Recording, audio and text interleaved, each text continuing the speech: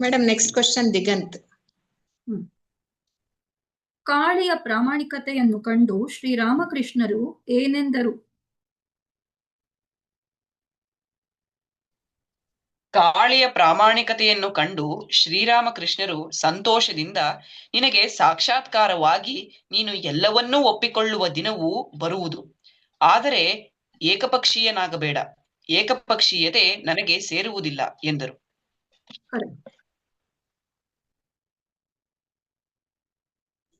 Lochan next question. ಇನ್ನೊಬ್ಬರ ಕಲ್ಪನೆಗಳನ್ನು ಇಲ್ಲವೆನ್ನಬಹುದೇ ಹೊರತು ಅನುಭವಗಳನ್ನಲ್ಲ. ಶ್ರೀರಾಮಕೃಷ್ಣರು ಹೇಗೆ ತಮ್ಮ ಶಿಷ್ಯನ ತಪ್ಪು ಕಲ್ಪನೆಗಳನ್ನು ಪರಿಹರಿಸಲನುವಾದರು? ಇನ್ನೊಬ್ಬರ ಕಲ್ಪನೆಗಳನ್ನು ಇಲ್ಲವೆನ್ನಬಹುದು ಹೊರತು ಅನುಭವಗಳನ್ನಲ್ಲ. ಹೇಗೆ ವಿರೋಧಿಸಿ ವಾದ ಮಾಡುವುದರಿಂದ ಸಕ್ಕರೆಯ ಸಿಹಿಯನ್ನು ನಾಶಪಡಿಸಲಾಗುವುದಿಲ್ಲವೋ ಹಾಗೆ ಕೇವಲ ವಾದದಿಂದ ತಮ್ಮ ಶಿಷ್ಯನಿಗೆ ಮಾನವರಿಕೆಯಾಗದೆಂದು ಅರಿತ ಶ್ರೀರಾಮಕೃಷ್ಣರು ಬ್ರಹ್ಮನ ಬಗೆಗಿನ ಅವನ ತಪ್ಪು ಕಲ್ಪನೆಗಳನ್ನು, ಸಂಶಯಗಳನ್ನು, ವಿಶ್ವಪ್ರಜ್ಞೆಯ ತಮ್ಮ ಅನುಭವವನ್ನು ಕೊಡುವುದರ ಮೂಲಕ ಪರಿಹರಿಸಲನುವಾದರು. ಗೌತಮ್. ಶಶಧರನು ಶ್ರೀರಾಮಕೃಷ್ಣರಿಗೆ, ಸ್ವಾಮಿ, ನೀವು ಸ್ವಲ್ಪ ನಿಮ್ಮ ಮನಸ್ಸನ್ನು ನಿಮ್ಮ ಗಂಟಲ ಮೇಲೆ ಇಟ್ಟರೆ ನಿಮ್ಮ ಕ್ಯಾನ್ಸರ್ ಗುಣವಾಗುವುದು ಎನ್ನಲು ಅವರು ಏನು ಹೇಳಿದರು?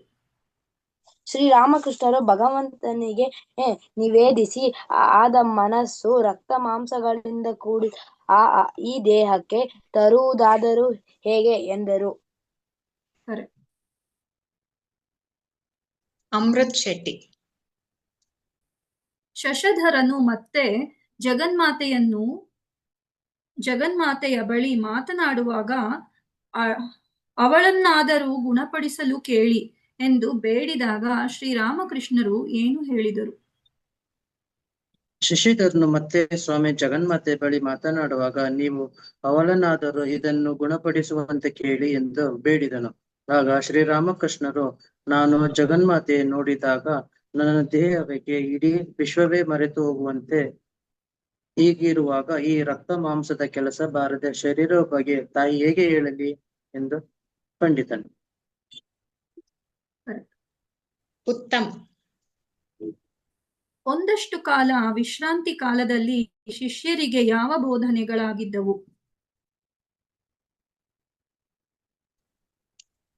ಒಂದಿಷ್ಟು ದಿನ ವಿಶ್ರಾಂತಿ ಕಾಲದಲ್ಲಿ ಶಿಷ್ಯರುಗಳ ಚರ್ಚೆಯ ಹಾಗೂ ಧ್ಯಾನದ ವಿಷಯ ಬುದ್ಧನ ಜೀವನ ಹಾಗೂ ಬೋಧನೆಗಳಾಗಿದ್ದವು.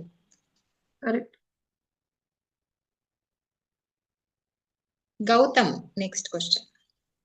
ನರೇಂದ್ರ, ಕಾಳಿ ಮತ್ತು ತಾರಕ್ ಎಲ್ಲಿಗೆ ಹೋಗಿ ಬರಲು ನಿರ್ಧರಿಸಿದರು? ಒಂದು ದಿನ ನರೇಂದ್ರ, ಕಾಳಿ ಮತ್ತು ತಾರಕ್ ಗುಟ್ಟಾಗಿ ಬುದ್ಧನ ನಿರ್ವಾಣ ಸ್ಥಳವಾದ ಬೋಧಗಯಕ್ಕೆ ಹೋಗಿ ಬರಲು ನಿರ್ಧರಿಸಿದರು. Bharat next question. ಧ್ಯಾನದ ಕೊಠಡಿಯ ಗೋಡೆಯ ಮೇಲೆ ನರೇಂದ್ರರು ಏನೆಂದು ಬರೆದುಕೊಂಡಿದ್ದರು?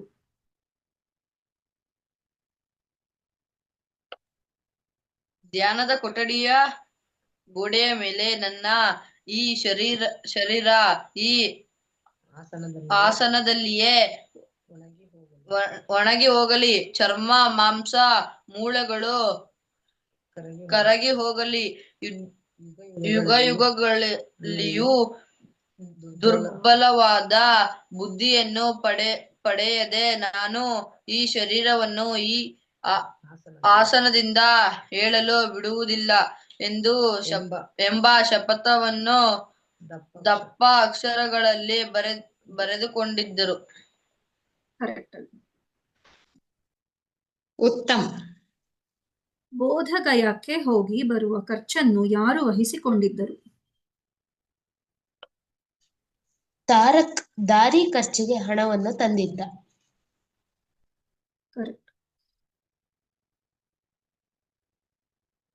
Sumukh next question. ಬೋಧಗಯ ದೇವಸ್ಥಾನಕ್ಕೆ ಹೋಗಿ ಏನೆಂದು ಉದ್ಘೋಷಿಸಿದರು. ನರೇಂದ್ರನಿಗೆ ಏನು ಅನಿಸಿತು? ನಿಮಿಷ. ಬೋಧಗಯ ತಲುಪಿದ ಮೇಲೆ ದೇವಸ್ಥಾನಕ್ಕೆ ಹೋಗಿ ಬುದ್ಧಂ ಶರಣಂ ಗಚ್ಚಾಮಿ ಎಂದು ಉದ್ಘೋಷಿಸಿದರು. ಅವರು ಬೋಧಿ ವೃಕ್ಷದ ಕೆಳಗೆ ಧ್ಯಾನಸ್ಥರಾಗಿರುವಾಗ ನರೇಂದ್ರರಿಗೆ ಬೆಳಕು ಕಾಣಿಸಿತು. ಬುದ್ಧ ಇಲ್ಲಿಯೇ ಇರುವನು ಎನಿಸಿತು. ಜ್ಞಾನಶ್ರೀ. ಬೋಧಗಯೆಯಿಂದ ಹಿಂದಿರುಗಿದಾಗ ನರೇಂದ್ರ ಮತ್ತು ಇತರರಿಗೆ ಏನೆಂದು ಹೇಳಿದರು? ಅವರು ಹಿಂದಿರುಗಿ ಬಂದರು. ಶ್ರೀರಾಮಕೃಷ್ಣರು ತುಂಬಾ ಸಂತೋಷವಾಯಿತು. ಅವರು ಪ್ರಪಂಚವೆಲ್ಲವನ್ನು ಸುತ್ತಿ ಬನ್ನಿ, ನಿಮಗೆ ನಿಜವಾದ ಧರ್ಮ ಇನ್ನೆಲ್ಲಿಯೂ ಇಲ್ಲವೆಂಬುದು ಗೊತ್ತಾಗುವುದು. ಏನು ಆಧ್ಯಾತ್ಮಿಕತೆ ಇದೆಯೋ ಅದೆಲ್ಲವೂ ಶರೀರವನ್ನು ತೋರಿಸಿ ಇಲ್ಲೇ ಇದೆ ಎಂದರು. ಕರೆಕ್ಟ್. ಅಮೃತ್. ಕಾಳಿಯು ಯಾರನ್ನು ನೋಡಿಕೊಂಡು ಬರಲು ಗಯಾಗೆ ಹೊರಟನು?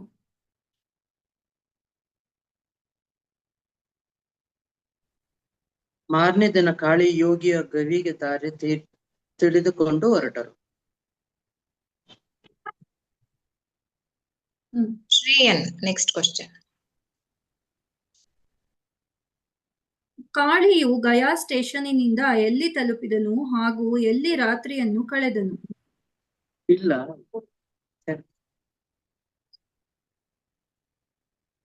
ಇದು ಎಷ್ಟನೇ ಕ್ವಶನ್? 16. ಯೋಗಿಯ ಬಗ್ಗೆ ಕೇಳಿದ ಕಾಳಿಗೆ ಅವನನ್ನು ನೋಡಿಕೊಂಡು ಬರಲೇಬೇಕೆಂದು ಎನಿಸಿತು. ರೈಲು ಚರ್ಚಿಗೆ ಸ್ವಲ್ಪ ಹಣ ತೆಗೆದುಕೊಂಡು ಯಾರಿಗೆ ಹೇಳದೆ ಗಾಯಕ್ಕೆ ಹೊರಟು ಬಿಟ್ಟನು. ಲೋಚನ್. ಕಾಳಿಯು ಯಾವ ಸನ್ಯಾಸಿಯನ್ನು ಭೇಟಿ ಮಾಡಿದನು? ಅವರ ಟಿಪ್ಪಣಿ ಪುಸ್ತಕದಿಂದ ಏನನ್ನು ಬರೆದುಕೊಂಡನು? ಅಲ್ಲಿ ಅವನಿಗೆ ದಶನಾಮಿಪುರಿ ಪಂಥದ ಸನ್ಯಾಸಿಗಳೊಬ್ಬರು ಸಿಕ್ಕಿದರು. ಅವರ ಟಿಪ್ಪಣಿ ಪುಸ್ತಕದಿಂದ ಅವನು ಶಾಂಕರ ಪಂಥದ ಸನ್ಯಾಸ ಕ್ರಮವನ್ನೆಲ್ಲ, ಅಂದರೆ ವಿರಜಾ ಹೋಮಕ್ರಮ, ಶೇಷಮಂತ್ರ, ಮಠ, ಮಡಿ, ಯೋಗಪಟ್ಟ ಇತ್ಯಾದಿ ಬರೆದುಕೊಂಡನು. ಚಾರ್ವಿ. ಕಾಳಿಯು ಮಾರನೆಯ ದಿನ ಎಲ್ಲಿಗೆ ಹೊರಟನು? ಮಾರನೆಯ ದಿನ ಕಾಳಿ ಯೋಗಿಯ ಗವಿಗೆ ದಾರಿ ತಿಳಿದುಕೊಂಡು ಹೊರಟನು. ಕರೆಕ್ಟ್. ಹಳ್ಳಿಯವರು ಕಾಳಿಗೆ ಏನೆಂದು ಎಚ್ಚರಿಕೆ ಹೇಳಿದರು? ದಿಗಂತ್. ರಿಪೀಟ್ ಮಾಡಲಾ ಕ್ವಶನ್? ಇಲ್ಲ, ಪರವಾಗಿಲ್ಲ. ಹಳ್ಳಿಯವರು ಹಠಯೋಗಿಯ ಬಳಿಗೆ ಹೋಗಲು ಯತ್ನಿಸಬಾರದೆಂದು, ಬರುತ್ತಿರುವವರ ಮೇಲೆ ಅವನ ಶಿಷ್ಯರು ಕಲ್ಲು ತೂರುವವರೆಂದು ಎಚ್ಚರಿಕೆ ಹೇಳಿದರು. ಕರೆಕ್ಟ್. ಚಾರ್ವಿ. ಕಾಳಿ ಯೋಗಿಯನ್ನು ಏನೆಂದು ಕೇಳಿಕೊಂಡನು? ತನಗೆ ಹಠಯೋಗ, ಪ್ರಾಣಾಯಾಮ ಮತ್ತಿತರ ಯೋಗ ರಹಸ್ಯಗಳನ್ನು ಕಲಿಸಬೇಕು ಎಂದು ಕಾಳಿ ಯೋಗಿಯನ್ನು ಕೇಳಿಕೊಂಡನು. ಕರೆಕ್ಟ್. ಮೇಡಮ್ 20 ಆಯ್ತಲ್ಲ? ಹಾ ಮೇಡಮ್, ಆಯ್ತು. ನಿಮ್ ವೇವ್ ಶೇರ್ ಮಾಡ್ಕೊಳ್ಳಿ. ಹಾ,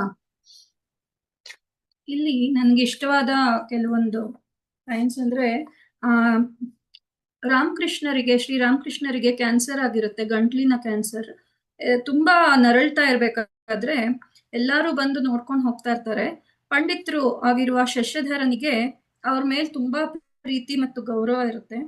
ಅವ್ರು ಬಂದು ವಿಚಾರಿಸುವಾಗ, ಸ್ವಾಮಿ, ನೀವು ಯಾಕೆ ನಿಮ್ ಮನಸ್ಸನ್ನ ಗಂಟಲ್ ಮೇಲೆ ಇಟ್ಕೊಂಡು ನಿಮ್ ಕ್ಯಾನ್ಸರ್ ಗುಣವಾಗುತ್ತದಲ್ಲ ಅಂತ ಕೇಳ್ತಾರೆ. ಆಗ ಶ್ರೀರಾಮಕೃಷ್ಣರು ಹೇಳ್ತಾರೆ, ಭಗವಂತಿಗೆ ನೈವೇದಿಸಿದ ಈ ಮನಸ್ಸನ್ನು ರಕ್ತ ಮಾಂಸಗಳಿಂದ ಕೂಡಿದ ಈ ದೇಹಕ್ಕೆ ತರುವುದಾದರೂ ಹೇಗೆ? ಅವರು ಬರೀ ಓಂ ಅಂತ ಸ್ಟಾರ್ಟ್ ಮಾಡಿದ್ರೇನೆ ಅದು ಅವ್ರ ಸಮಾಧಿ ಸ್ಥಿತಿಗೆ ಹೊಟ್ಟೋಗ್ತಾ ಇದ್ರಂತೆ. ಅಂಥದ್ರಲ್ಲಿ ಅವ್ರ ರಕ್ತ ಮಾಂಸದ ಮೇಲೆ ಅವ್ರ ಶರೀರದ ಮೇಲೆ ಒಂದ್ ಸ್ವಲ್ಪನೂ ಮೋಹ ಇರೋದಿಲ್ಲ ಅವ್ರಿಗೆ. ಹೀಗೆ ಹೇಳ್ತಾರೆ. ಮತ್ತೆ ಶಶಿಧರನು ಅವ್ರನ್ನ ನೋಡಕ್ಕಾಗ್ದಲೆ, ಅವ್ರ ಸಂಕಟನ ನೋಡಕ್ಕಾಗ್ದಲೆ ಮತ್ತೆ ಕೇಳ್ತಾನೆ, ನೀವು ಯಾಕೆ ಜಗನ್ಮಾತೆನ ಮಾತಾಡ್ಸುವಾಗ ಯಾಕೆ ನೀವು ಅವಳನ್ನಾದ್ರೂ ಕೇಳ್ಬಾರ್ದು, ಗುಣಪಡಿಸು ಅಂತ ಕೇಳ್ತಾನೆ, ಬೇಡ್ಕೊಳ್ತಾನೆ. ಆಗ ಶ್ರೀರಾಮಕೃಷ್ಣರು ಹೇಳ್ತಾರೆ, ನಾನು ಜಗನ್ಮಾತೆಯನ್ನು ನೋಡಿದಾಗ ನನ್ನ ದೇಹ ಏಕೆ ಇಡೀ ವಿಶ್ವವೇ ಮರೆತು ಹೋಗುತ್ತದೆ. ಹೀಗಿರುವಾಗ ಈ ರಕ್ತ ಮಾಂಸದ ಕೆಲಸಕ್ಕೆ ಬಾರದ ಶರೀರ ಬಗ್ಗೆ ತಾಯಿಗೆ ಹೇಗೆ ಹೇಳಲಿ ಅಂತ ಹೇಳ್ತಾರೆ. ಇಲ್ಲಿ ತುಂಬಾ ಚೆನ್ನಾಗಿದೆ ಇದು. ನಮ್ಮ ದೇಹದ ಮೇಲೆ ನನ್ನದು ಅಂತ ನಾವು ಎಷ್ಟು ದೇವ್ರನ್ನ ಕೇಳ್ಕೊಳ್ತೀವಿ, ಒಂದು ಲಿಸ್ಟ್ ಆಫ್ ಇದಿಟ್ಕೊಳ್ತೀವಿ ದೇವ್ರ ಮುಂದೆ, ನಂಗೆ ಅದು ಕೊಡು, ಇದು ಕೊಡು, ಮನೆ ಕೊಡು, ಕಾರ್ ಕೊಡು, ಏನೇನೋ ಕೇಳ್ತೀವಿ. ಆದ್ರೆ ನಮ್ಗೆ ಭಕ್ತಿ ಕೊಡು ಅಂತ ನನಗೆ ನೀನ್ ಸೇವೆ ಮಾಡೋದಿಕ್ಕೆ ಕೊಡು, ಎಷ್ಟೊಂದು ಲಿಸ್ಟ್ ಇಟ್ಕೊಂಡು ಹೋಗ್ತೀವಿ ದೇವ್ರ ಹತ್ರ. ಆದ್ರೆ ಇದ್ರಲ್ಲಿ ಎಷ್ಟು ಗೊತ್ತಾಗುತ್ತೆ ಅಂದ್ರೆ ನಮ್ಗೆ ನಮ್ಮ ಮನ್ಸನ್ನ ದೇವ್ರ ಮೇಲೆ ಅವ್ರ ಭಕ್ತಿ ಅಷ್ಟೇ ಮುಖ್ಯ ಅಂತ ಗೊತ್ತಾಗತ್ತೆ. ಆಮೇಲೆ ರಾಮಕೃಷ್ಣರಿಗೆ ಅವರ ಶಿಷ್ಯರ ಮೇಲೆ ಎಷ್ಟು ಪ್ರೀತಿ ಇರುತ್ತೆ ಅಂದ್ರೆ ಅವರ 3 ಜನ ಶಿಷ್ಯರು ಹೋಗ್ತಾರೆ, ಪ್ರಪಂಚವನ್ನೆಲ್ಲ ಸುತ್ತು ಬನ್ನಿ, ನೀವ್ ಎಲ್ಲಿಗ್ ಬೇಕಾದ್ರೂ ಹೋಗ್ ಬನ್ನಿ, ನಿಜವಾದ ಧರ್ಮ ಎಲ್ಲೆಲ್ಲೋ ಇಲ್ಲ, ಎಲ್ಲೋ ಹುಡುಕ್ಬೇಡಿ, ಎಲ್ಲವುದು ನಿಮ್ಮ ಇಲ್ಲೇ ಇದೆ, ನಿಮ್ ಶರೀರವನ್ನೇ ಅವ್ರ ಶರೀರವನ್ನ ತೋರಿಸಿ ಇಲ್ಲೇ ಇದೆ, ಎಲ್ಲೆಲ್ಲೋ ಹುಡುಕ್ಬೇಡಿ ಅಂತ ತೋರ್ಸ್ಕೊಡ್ತಾರೆ. ಅವ್ರು ಎಲ್ಲಿ ಸುತ್ತಿ ಬಂದ್ರು ಕೊನೆಗೆ ಅಲ್ಲೇ ಇದೆ, ನಾವು ಹುಡುಕೊಳ್ಬೇಕು, ನಮ್ಮೊಳಗೆ ನಾವು ಕಂಡ್ಕೋಬೇಕು ಅಂತ ಹೇಳ್ತಾರೆ ಇಲ್ಲಿ. ಅದು ತುಂಬಾ ಚೆನ್ನಾಗಿದೆ. ಇದಿಷ್ಟು.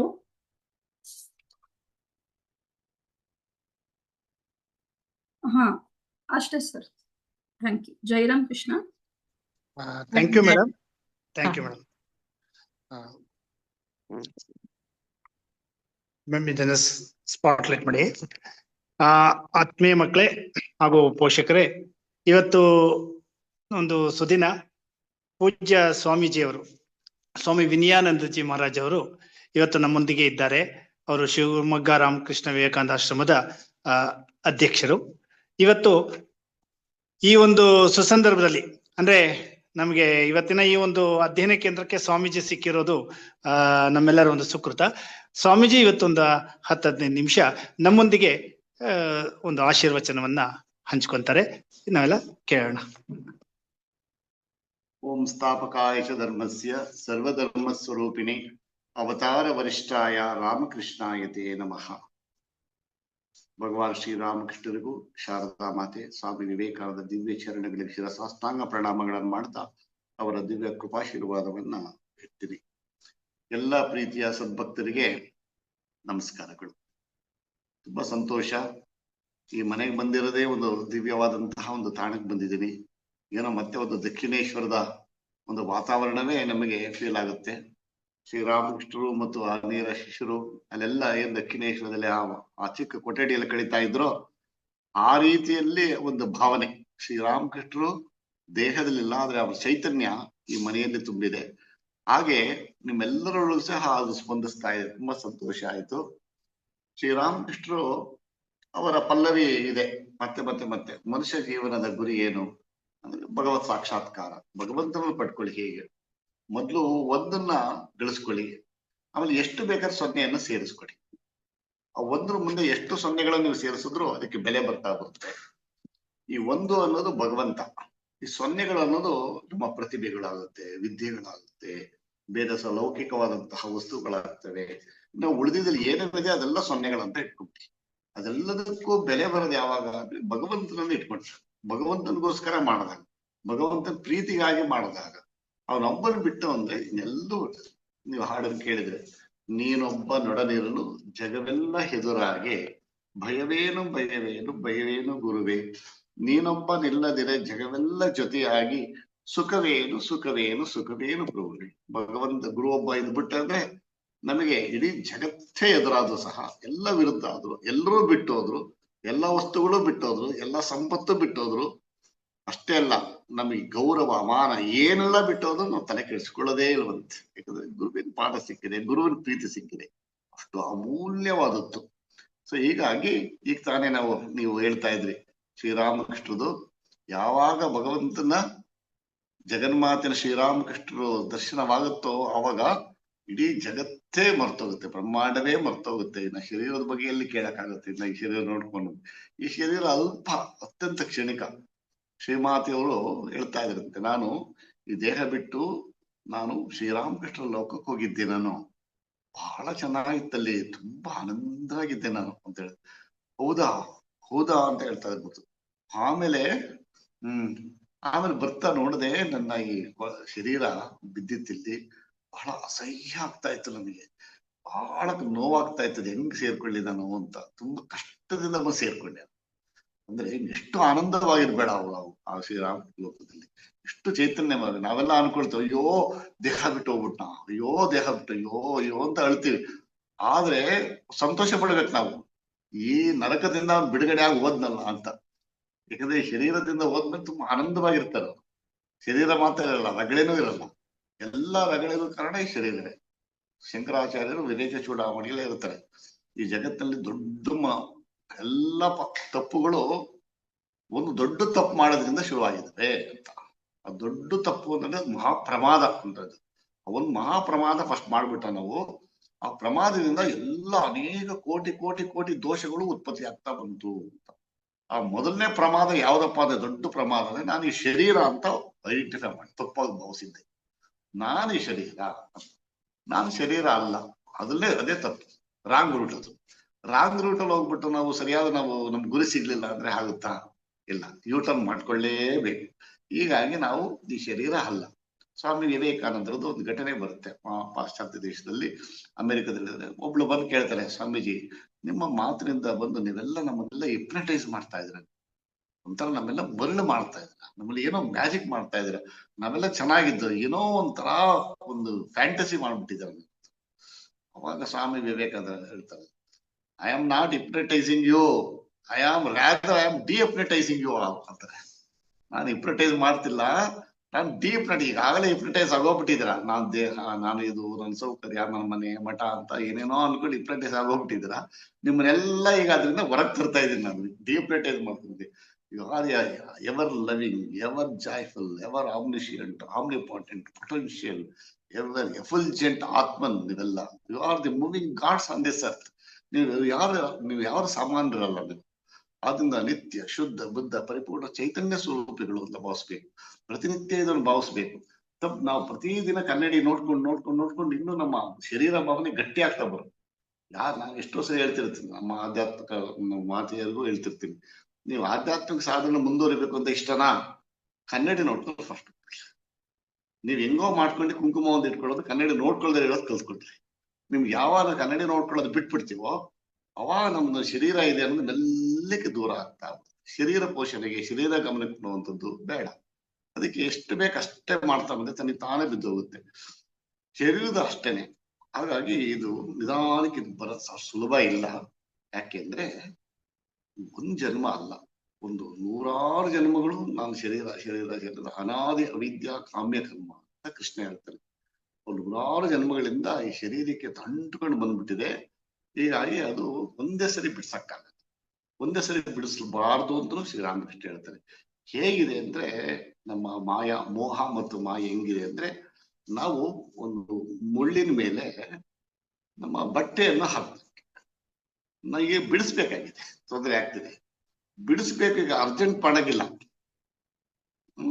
ತಾಳ್ಮೆಯಿಂದ ಮಾಡ್ಬೇಕು, ಸಾವಧಾನ ಇರ್ಬೇಕು, ಸಮಾಧಾನ ಇರ್ಬೇಕು, ನಿಧಾನಕ್ಕೆ ಬೇಕು, ಸ್ಟೆಪ್ ಬೈ ಸ್ಟೆಪ್ ಹೇಳ್ಬೇಕು, ಧೃತಿ ಇರಬೇಕು, ಅದು ಸಮಾಧಾನ ಮಾಡ್ಬೇಕು. ಅದಕ್ಕೆ ಬೆಲ್ಲಿಗೆ ಒಂದೊಂದೇ ಮುಳ್ಳನ್ನು ಬಿಡಿಸ್ಕೋಬೇಕು. ಜೋರ ಬಿಡ್ತು ಅಂದ್ರೆ ಹರಿದು. ಅದೇ ರೀತಿ ಮನಸ್ಸನ್ನ ಕೆಲವರೆಲ್ಲ ಯೋಗ ಮಾಡ್ಬೇಕು, ಧ್ಯಾನ ಮಾಡ್ಬೇಕು, ಸಾಕ್ಷಾತ್ಕಾರ ಮಾಡ್ಬೇಕು, ಬೇಗ ನಾವು 6 ಗಂಟೆ ಮಾಡ್ಬೇಕು, 3 ಗಂಟೆ ಮಾಡ್ಬೇಕು ಅಂತ ಹೋಗ್ತಾರೆ. ಇನ್ ಕೆಲವು ಉಪವಾಸ ಮಾಡ್ಬಿಟ್ಟು ಏನೋ ಶಕ್ತಿ ಪಡಿಬೇಕು ಅಂತ ಹೇಳಿ ಎಲ್ಲ ನಿರ್ಜನ ಮಾಡಬೇಕು. ಹೇಗಿರ್ಬೇಕು ಅಂದ್ರೆ, ಆಧ್ಯಾತ್ಮಿಕೆಯ ಲಕ್ಷಣ ಏನು ಅಂದ್ರೆ, ಒಬ್ಬ ಭಕ್ತನ ಲಕ್ಷಣ ಏನು, ಸರಳವಾಗಿರ್ಬೇಕು, ಸಹಜವಾಗಿರ್ಬೇಕು, ಶಾಂತವಾಗಿರ್ಬೇಕು, ಮತ್ತು ಇನ್ನೊಂದು ಸಮನ್ವಯವಾಗಿರ್ಬೇಕು. ಸರಳವಾಗಿರ್ಬೇಕು, ಸಹಜವಾಗಿರ್ಬೇಕು,